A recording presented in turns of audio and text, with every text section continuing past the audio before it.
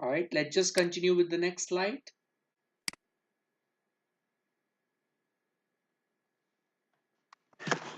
Now, we already talked about like a for loop, right? So now what is a nested? Whenever you hear a nested keyword in computer science, that means a loop inside a loop. When you say a nested for loop, that means it's a loop for loop inside another for loop. When you say nested if statement, that means you have if statement, else statement, and then multiple if else statements inside that same loop. So let's just talk about this now, nested for loops. Look at this program. When we see the for loop over here, and then this is a open bracket and close bracket, and there is a additional for loop inside this loop. So we call this as a nested for loop. All right, this is what the meaning of nested. A loop is placed inside another loop that is considered as a nested for loop. Okay, just see the output the way it is generated right now over here, right? So if you see the output, that's the way the output is generated. It sets and repeat the exercise of analogy. Let's just try to run this one.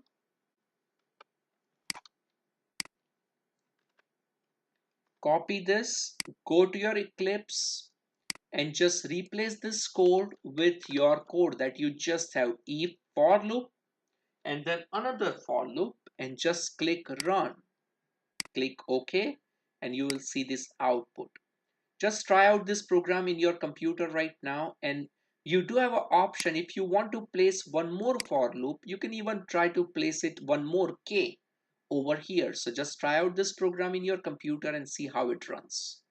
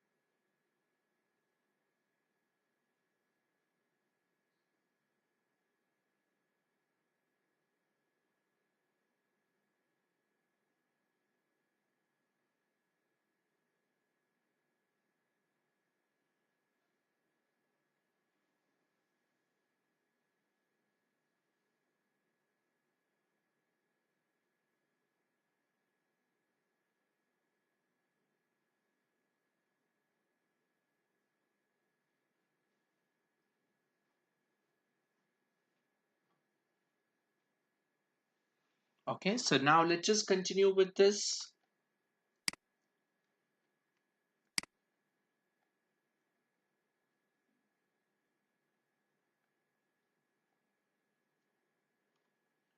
What is the output of this for loop? So I want you guys to take this one and try to execute this and just see the output for this particular for loop, right?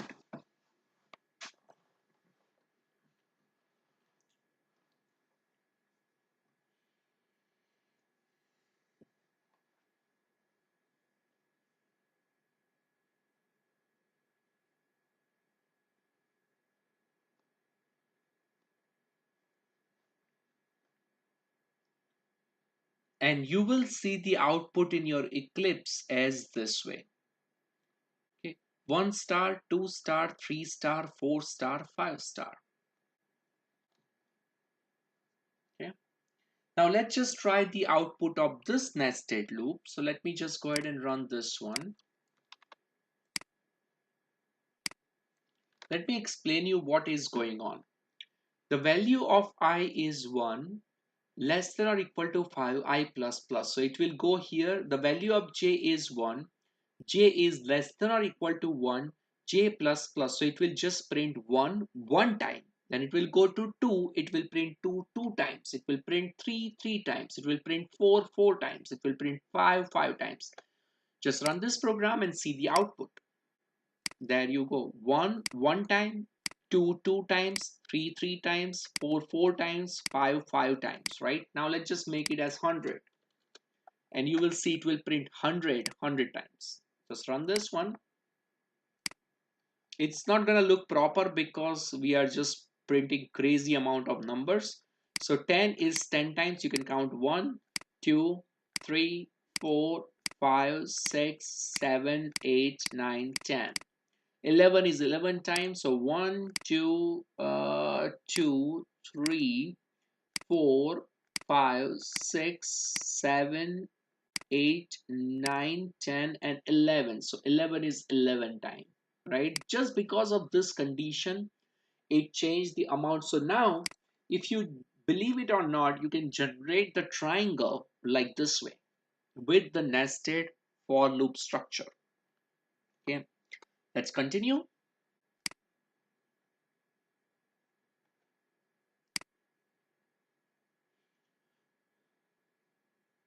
So as you already noticed, the output, it shows up as this. Just go to the next one.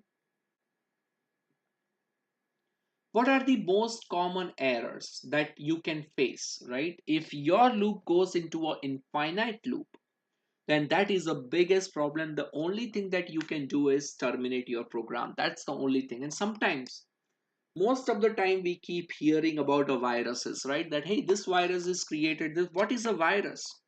A virus is also a software program that is created in a programming language. What this virus does, it just means one thing. What is the meaning of the virus? And what that virus will do? The virus job is just to simply put your computer to run some program that goes into an infinite loop, so that it will consume all the resources, and sometimes it may corrupt your hard drive, it may corrupt your memory, it may corrupt your CPU, right? So that's what the virus does. It is also a software program that is designed to make sure your computer gets that kind of crazy effect onto it. Okay. All right, let's just jump onto the next thing now. What nested loop for the following output is gonna be, right? So just look at this. Outer and the inner loops. First, we will write the outer loop from the 1 to the number of lines. So we are trying to solve this problem. Okay. Now look at the line contents. Each line has a pattern, some dots, and then a number. So this one does not have a dot. This one does has a dot. This one does has a dot. This one does has a dot. This one has 4 dots and 1. Observe the number of dots is related to the number of lines. So this is 4, 5, right? So integer count equal to 1. Count less than or equal to 5. Count plus plus system dot out dot print ln. It's just gonna be dot dot dot. You will just print this one. That's a first starting point for your program. Okay. Now let's just go to the next thing.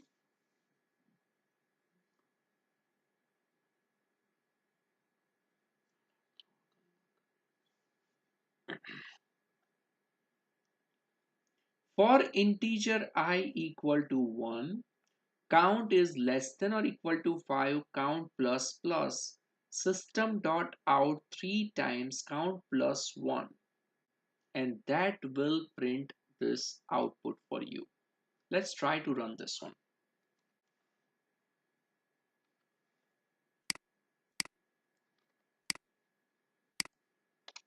Just go in here, replace this one, paste this one, and click run. There you go, that's the output. You just continue now.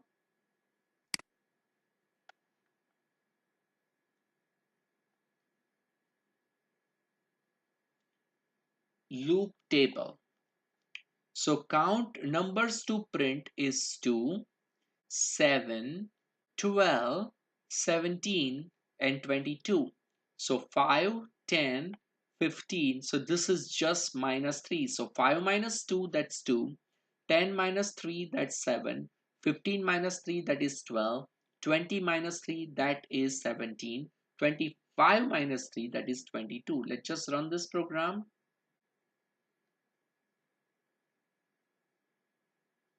Okay.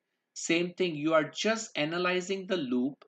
What statement in the body would cause the loop to print this? So let's just try out this program first.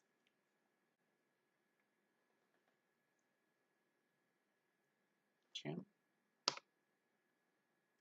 Let's just try it out. So you want to start with 5,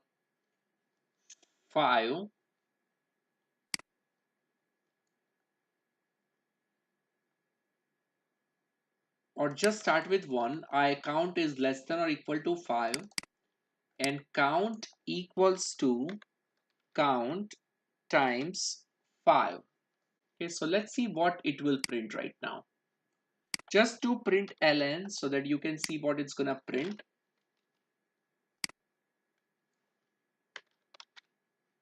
Just run this one.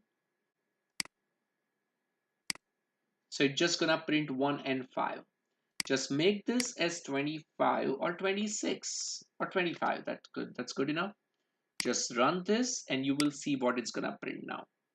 1, 5 and 25. But our job is we want to keep adding this. So just do 5. Now this will make like 5, 10, 15, 20 and 25.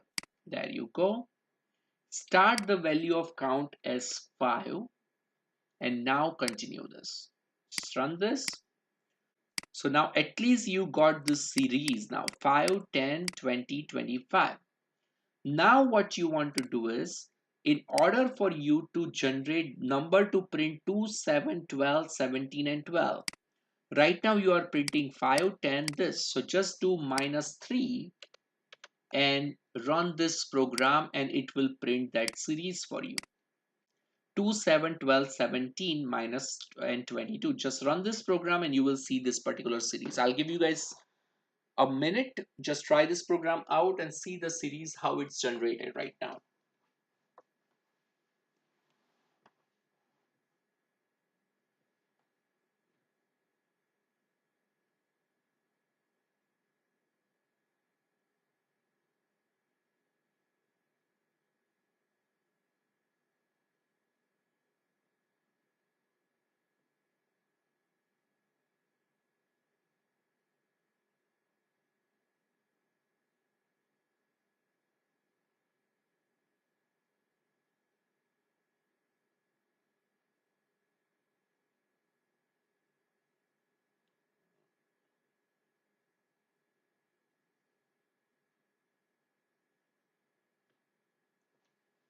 All right, now let's just go with the next thing.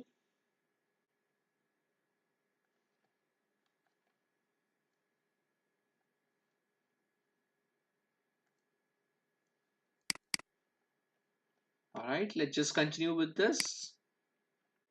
So based on your series, you can just print whatever you want to display it, right? So it all depends upon how you want to print it. So if somebody asks you to print this series, again, you have to follow the same logic, build the logic, print it out, and just display it over there, right? So it all depends upon what is the output requirement for you.